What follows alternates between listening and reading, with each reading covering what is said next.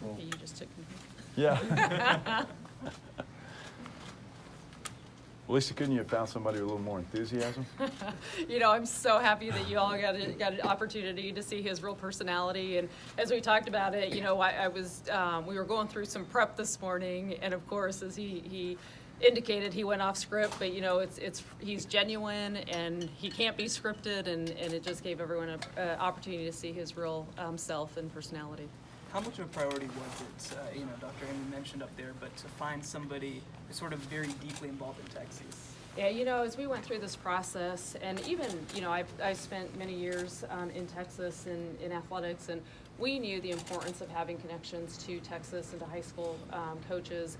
But as we went through this process these last several days, it became more and more clear how important that is. I even spoke to many of my colleagues, sitting athletic directors at all different levels, and that became very clear that that's such an important profile of this coach. So this happened pretty quickly. Was this guy on the radar at all to begin with? Yeah, there are so many names on the radar, but sure, his name came very, very quickly at the beginning of the process with many, many others.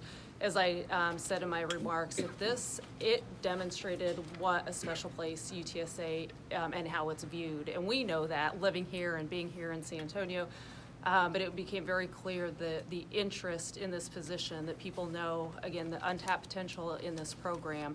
And so, yes, his name kept coming up, and it was, it's been such a short amount of time, but his name did come up early in the process. When you started this process, given the challenges that the offense has faced over the last couple of years, was that important to you to get an offensive-minded guy? Yeah, the high-profile aspects of it was really someone who's going to fit in San Antonio, someone who's going to fit the culture of UTSA, looking at, again, those deep Texas connections. And then we went into the other parts of that, looking at what kind of offense are they going to run, what kind of scheme, but then more importantly, again, how are they going to connect to this community, how are they going to develop and lead players, and how are their entire leadership ability, how is that going to be? So we, again, found the right fit in Jeff Traylor. A lot of programs, when they let go of the coach, they kind of go in a completely different direction. And, obviously you guys went from one SEC West recruiting coordinator to another. Was there any sort of thought or trepidation about sort of doing a similar profile coach? Yeah, we went for the person we felt was going to be the best fit for UTSA. And again, those profiles, those pieces of the profile is what we were really looking for, what I just mentioned before, and Jeff fit that profile for sure. The thing that kind of jumps out about him is just he's so genuine, isn't he? I mean, he's just basically kind of a salty-earth type guy, right? Yes, he is. Who happens to be a football coach. Absolutely. He obviously comes from very humble beginnings, and you see his personality, that he's a genuine person who deeply cares about developing students. That is one thing that came out very clearly. The amount of former players of his, and even how he talked about, even players he recruited that he wasn't able to land, that it just unbelievable words that they have to say about him. This is his first collegiate head coaching job, which is something fans were kind of quick to point out on social media. Is that something that concerned y'all at all when you were going through the process? Now, you know what, to his point, again, it is so important to recruit the players that are going to win championships. It's so important to create the culture, and it's important to be a leader. And he's demonstrated that he's a true leader, having the high school coaching, being a head coach in the high school ranks, and then being an associate head coach at two Power 5 or one Power 5 school, and then at SMU being the associate coach. That he learned a lot about being a head coach at this level, was given a lot of responsibilities in those positions. But again, as many people talk about, coaching is coaching. This is a different level, but he's going to be able to bring the culture, the leadership, and then recruit the players that are going to win championships. And to that point, with his connections in Texas, you can't underestimate at all maybe the damage that he'll do recruiting in his state. Yeah, he is so connected. Obviously, I mean, you look at the people who came to support him.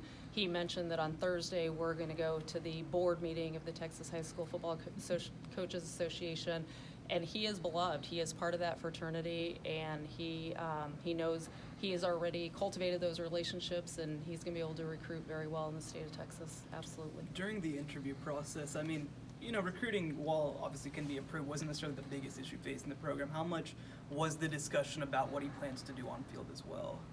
Yeah, again, all of those things. We probably asked him 100 different questions, and the way he manages practices, the way he's going to the influence he's going to have on the offense. We know that he's such an offensive minded individual. But again, looking back at those other characteristics that we think that we know create and help develop student athletes and help develop championships is what we were really looking at. In this day and time, Lisa, I mean, you guys, big time college football program, a lot of times the patience runs out pretty quickly if we're not winning.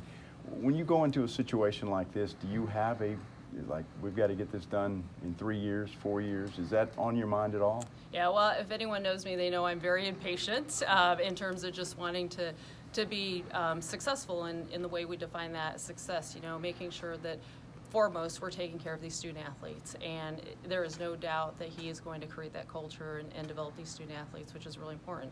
And as he talked about, the championship culture, the wins will come from how we develop that. And I look at that from not only a football perspective, but from a leadership perspective from our entire department. What impact do you think his attitude and energy is going to have on the fan engagement with the program? Oh, it's going to be unbelievable. I mean, he is someone who wants to engage this community. He wants to be a part of this community. He already talked about being a part of the marathon every year and getting his student athletes out there. And he is someone, again, who just such a genuine human being who wants to he knows how important it is to get people in the stands, and he talked about it today, and you're going to see that. What you saw today is what you're going to see every day, and he's going to want to engage this community. In the search process, who else did you lean on, or who else had a role in finding this next head coach?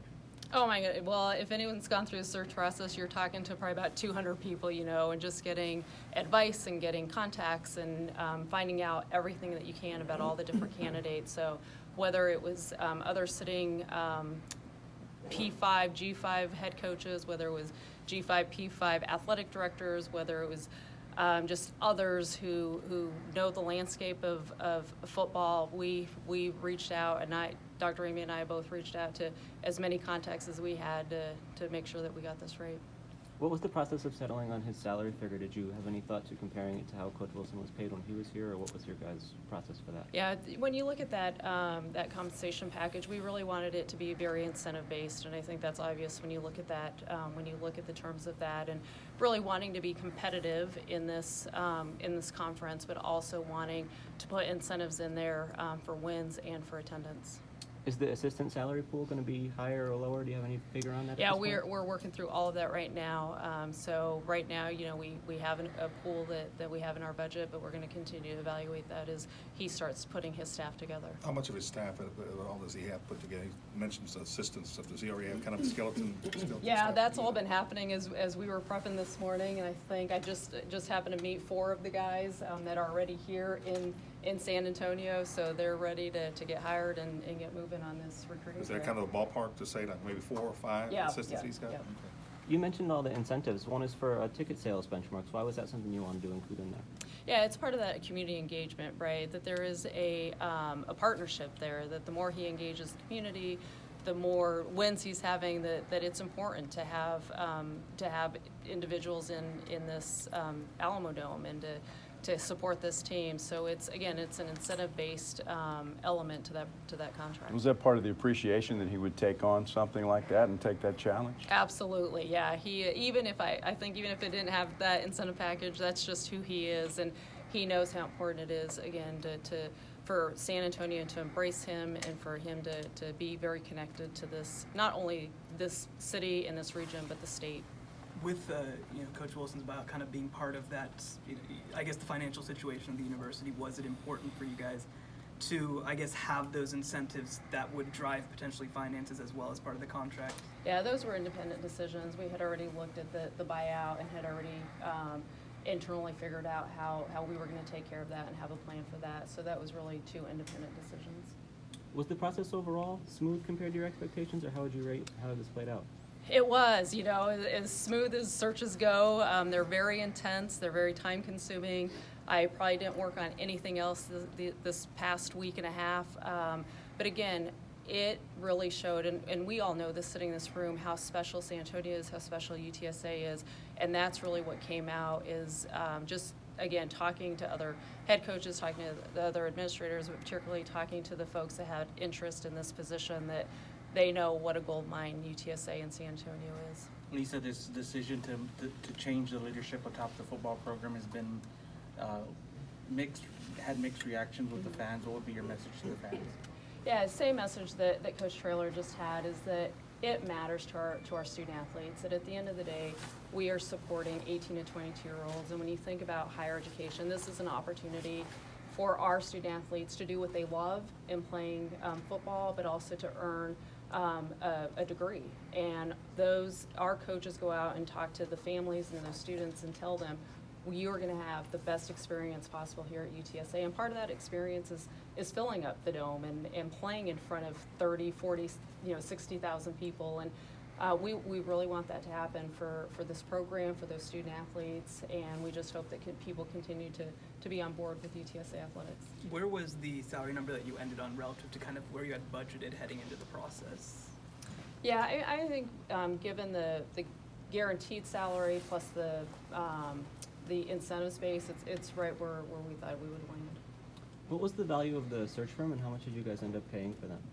Yeah, so the value of a search firm, I mean, from the logistics to the organization, I mean, you all can imagine that on Sunday of last week, my emails got flooded, and to be able to just give that to someone, to go through that, for them to be able to make all the phone calls, and sort of serve as that mediator is just so helpful from the logistics standpoint. So they were invaluable. Give a lot of credit to that search firm. It's a pretty national standard to have a search firm to help with all those details and organization. And so thank you to Todd and to Collegiate Sports Associates. And what did it cost you guys? Oh, I'm sorry. And I don't want to be quoted because there was my people were working on that contract. So I don't want to say it without really confirming it, so I can get back to you and give you that number for sure. He said that President Amy had him at hello. When did you realize that he was the man for the job? His passion came through right when we started talking with him, and obviously had to do a lot of vetting, had to understand perspectives that others had about him, but from that initial conversation,